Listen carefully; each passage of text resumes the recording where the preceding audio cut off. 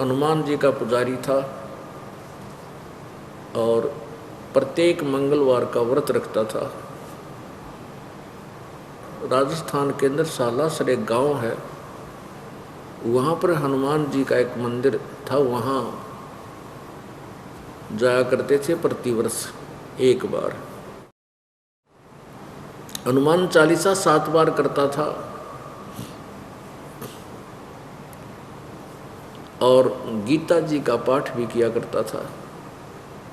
श्री कृष्ण अर्थात विष्णु जी इष्ट रूप में था, विष्णु जी इष्ट रूप में थे और भगवान शंकर जी की भी विशेष आस्था थी, उनके उसके अंदर विशेष आस्था थी। और भी जितना भी कोई अच्छा कोई सुनते थे किसी देव देवती देवी के बारे में, उसको भी हम साथ में ही पूजा करते थे, पूज लेते थे। इसी प्रकार आप जी हैं कि आप अवश्य कहीं ना कहीं कोई भक्ति का मार्ग अपनाए हुए थे। एकाध हो सकता है जो पुण्यात्मा वैसे ही पिछले संस्कारों से उसके कोई ऐसा लोक वेद का ज्ञान देने वाला कोई ना मिला हो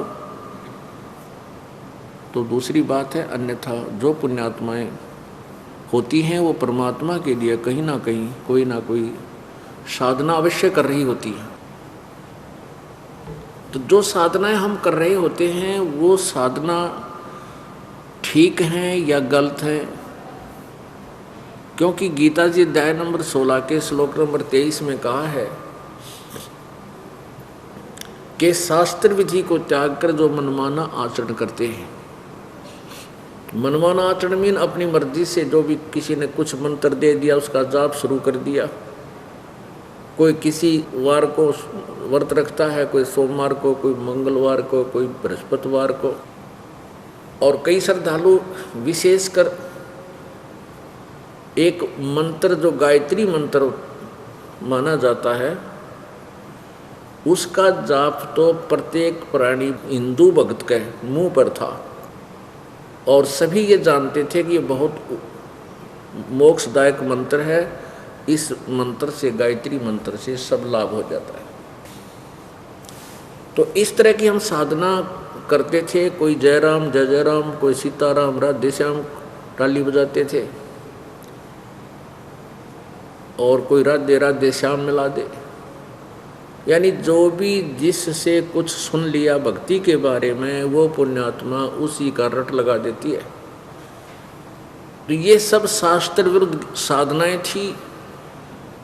पुण्यात्माओं, इस बात का निर्णय कैसे हो कि जो साधनाएं हम करते थे वो शास्त्र विरुद्ध थी और करते हैं, बहुत से अभी बहुत कर रहे हैं।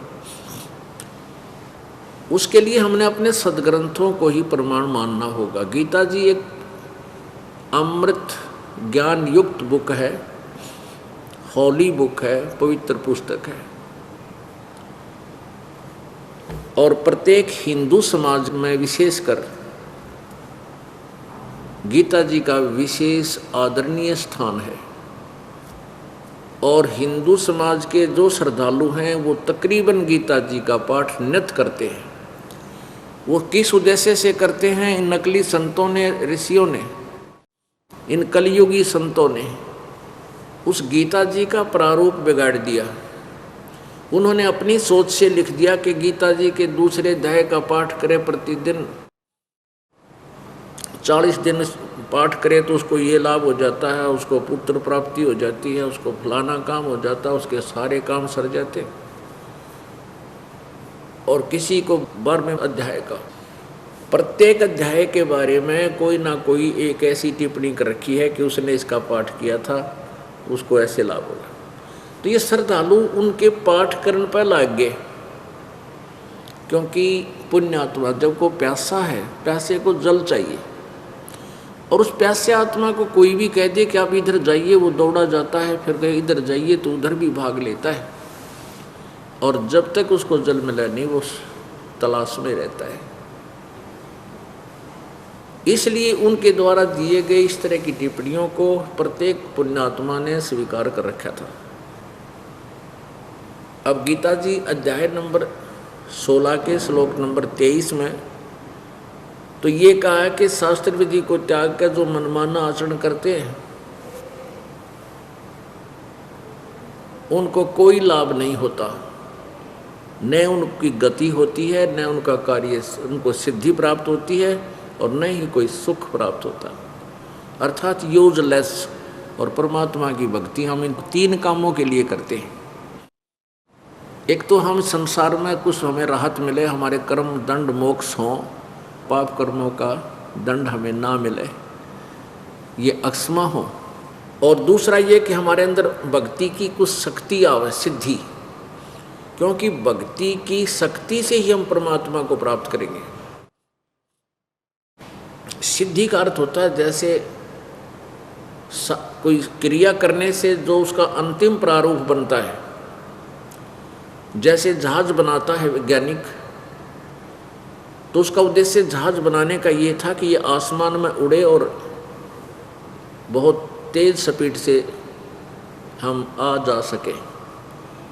तो वो सिद्धि कर दी उसने, उसकी सब साधना उसके बना करके उसको सिद्ध कर दिया और वो सफल हो गया। तो वो उसको आज प्रयोग किया जा रहा है। ऐसे ही भक्ति की साधना से, भक्ति करने से सिद्धि आ जाती है,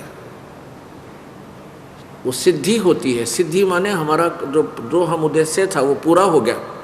एक तो सिद्धियां होती हैं जो वो भी भक्ति का बाई प्रोडक्ट है, उसको हमने प्रयोग नहीं करना चाहिए सिद्धियों को। जैसे एक अगस्त नाम के ऋषि थे, उन्होंने अपने सारे जीवन में सिद्धि प्राप्त की, जो साधना मनमाना आचरण करके साधना की, सिद्धि होगी क्या? उसने केवल सिद्धि ही प्राप्त करने के लिए उद्देश्य से साधना की, सिद्धि आगी के 7 समुद्रों को एक बार एक घूंट में पी जाता था। अपने आत्माओं, इतना बड़ा समुद्र और एक घूंट में पी लेना, तो कितनी प्रबल शक्ति है वो सिद्धि। अब उस सिद्धि से वो प्रसिद्ध तो हो गया लेकिन मोक्ष से रहित रहा। ये सिद्धियां हमें नहीं चाहिए हमारी। जैसे गीता जी अध्याय नंबर 8 के श्लोक नंबर 8 से 10 तक यही बताया है कि जो उस परम अक्षर ब्रह्म की साधना करता है, उस दिव्य परम पुरुष परमात्मा की भक्ति करता है, उस परम संत से उपदेश लेकर के वो भक्ति की सिद्धि की शक्ति से, भक्ति की शक्ति से यानी वो सिद्धि से उस परमात्मा के पास पहुंच जाता है। हमारी ये भक्ति, हमारी साधना, ये विमान का काम करेगी। आप जब यहाँ से चलोगे, आपकी भक्ति में इतनी शक्ति आ जाएगी आपकी आत्मा में कि वो भक्ति की शक्ति ही हमें ऊपर लेकर जाएगी। तो 16वें अध्याय के 23वें श्लोक में कहा कि जो शास्त्र विधि को त्याग कर, यानी जो सदग्रंथों में लिखी हुई साधनाएं उनको ना करके अपनी मनमर्जी से किसी भी संत ने कोई भी नाम दे दिया, उससे की रट लगा दी, या कोई वैसे किसी से सुन लिया उसकी रट लगा दी,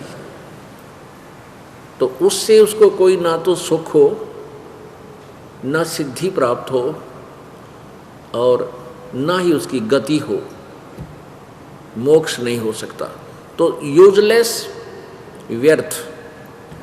फिर गीता जी अध्याय नंबर 16 के ही श्लोक नंबर 24 में तुरंत ही कहा है कि इससे तेरे लिए अर्जुन कर्तव्य और अकर्तव्य की व्यवस्था में शास्त्र ही प्रमाण है। कहने का भाव ये है कि यदि तूने परमात्मा पाना है, यदि तुझे मोक्ष चाहिए, परमात्मा से लाभ लेना है, तो सदग्रंथों को ही प्रमाण मानना। जो इनके अंदर भक्ति की विधि लिखी है उसी को प्रमाणित मानना, वही तेरे लिए प्रमाण है। किसी की दंत कथा पे, किसी के कहने सुनता है, उस पर विश्वास करके तू अपना जीवन व्यर्थ मत करना। कहने का भाव ये है पुण्यात्माओं, परमेश्वर कबीर जी यहाँ आए और हम जो साधना कर रहे थे शास्त्र विधि को त्याग कर मनमाना आचरण, जो लोक वेद था, तो परमेश्वर आकर के हमें क्या बताया करते थे? अपनी लोकोक्तियों के माध्यम से, वाणियों के माध्यम से, यानी कविताओं से पद्य भाग में गा गा कर समझाया करते थे।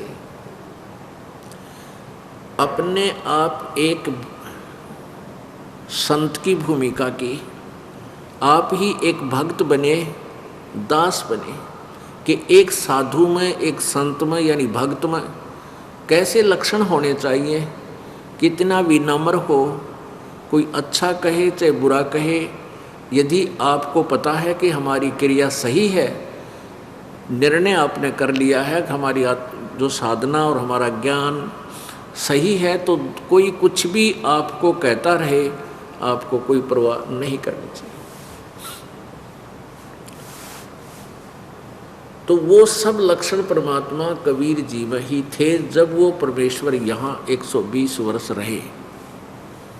तो उसमें वो अपने ऊपर बोलकर वाणी हमें समझाया करते थे। पीछे लग गया जाऊं था मैं लोक वेद के साथ, रस्ते में सतगुरु मिले दीपक दे दिया हाथ।